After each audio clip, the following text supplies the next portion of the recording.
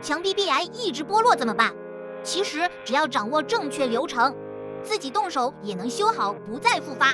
这支影片带你完整做一次壁癌修复流程第3集。我这边把所有的步骤用条列的方式帮各位列出来。第一个步骤就是刮除松动的部分，包括油漆或者一些水泥块。第二个步骤清除粉尘跟表面，因为我们刮除之后有一些水泥块可能会有粉化，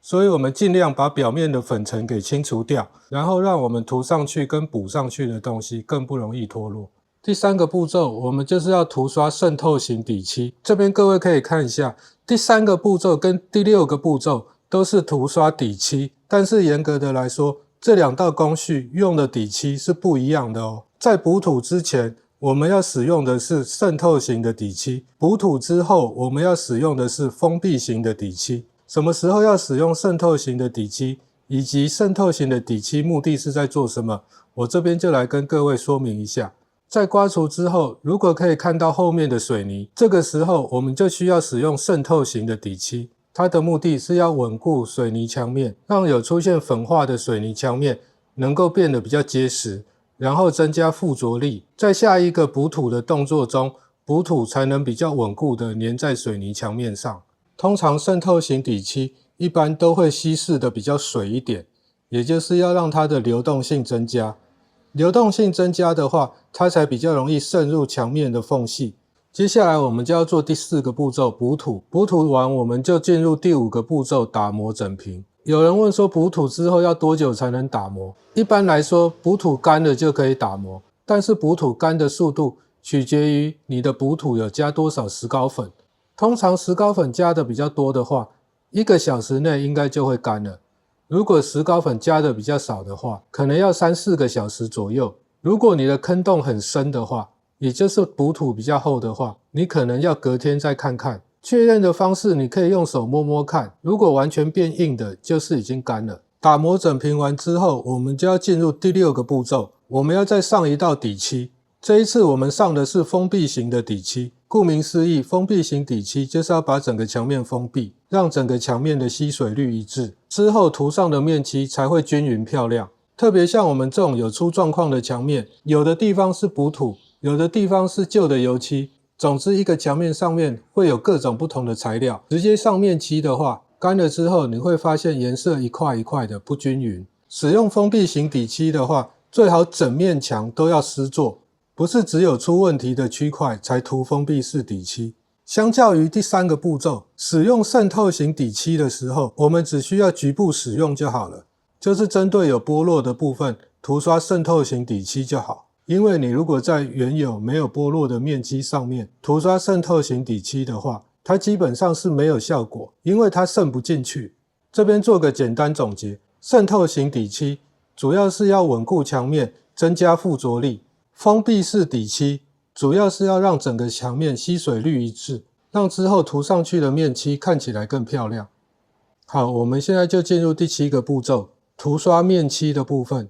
面漆的部分会有很多种，我个人是使用乳胶漆比较多。一般面漆的话可以涂刷2道，第1道面漆的话，我们可以加稍微多一点水稀释，也就是不要让它太厚，这样会比较容易涂刷，而且比较会均匀。第2个步骤，涂刷第2道面漆的时候，我们只需要加很少量的水，或者甚至不加水都可以。说到这边，我已经把整个完整的标准操作过程跟各位分享。说实在的，这种操作过程真的是蛮繁琐的，所以为什么我在第74集的影片里面会省掉其中一些步骤。当然你也可以看你要修补的部分是很小块或者很大块，如果很大块比较严重的话，就尽量要按照标准步骤来做，这样子比较能够持久。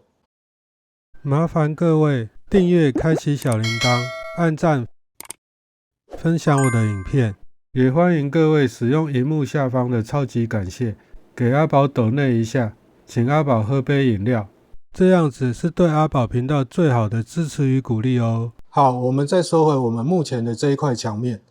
因为我怀疑这一块墙面有壁癌的问题，所以我这边有使用壁癌产品。壁癌产品就会取代掉其中的一些步骤，比如说第3个步骤，局部涂刷渗透型底漆。在这个步骤，我就有使用壁癌专用的底漆，壁癌粉补完之后，我又再上了一次壁癌用的底漆，然后才使用一般的补土。所以这些步骤不是绝对的，有一些步骤因为你使用的产品不同，它可能会要求操作的步骤也会不太一样。我们这边只能跟各位分享概念，如果概念正确的话，基本上错不到哪里啦。这边拿一点真的东西给各位看一下，不然都好像我在那边空口说白话，听得有点无聊。这3个产品都是同一个品牌，这些都是我刚刚提到的材料。这一罐就是渗透型的底漆，这一罐是封闭型的底漆，这一罐就是面漆，我使用的是乳胶漆。基本上渗透型的底漆没有什么颜色可以选择，封闭式的底漆我在购买的时候，我看它有2种颜色可以选，有白色还有实心白。各位一定会很纳闷，白色跟实心白有什么不一样？简单的说，白色就有一点半透明，实心白就是不透明的白色。所以你如果是墙壁要换颜色，深色换浅色或者浅色换深色的时候，就要选择使用实心白的，这样子涂起来会比较漂亮，而且颜色也比较容易盖过去。接下来这个面漆颜色就有很多种选择了，我这边用的是百合白。偷偷告诉各位，不是每个颜色它的价钱都一样。我发现市面上好像白色、百合白跟玫瑰白这3个颜色好像最多人用，所以有的时候这3种颜色可能因为货量比较多，所以好像有比其他颜色卖的稍微便宜一点点。但是有一些店家当然还是都卖一样的价钱啊。你如果使用这3种颜色的话，有可能会找到比一般更便宜一点的价格，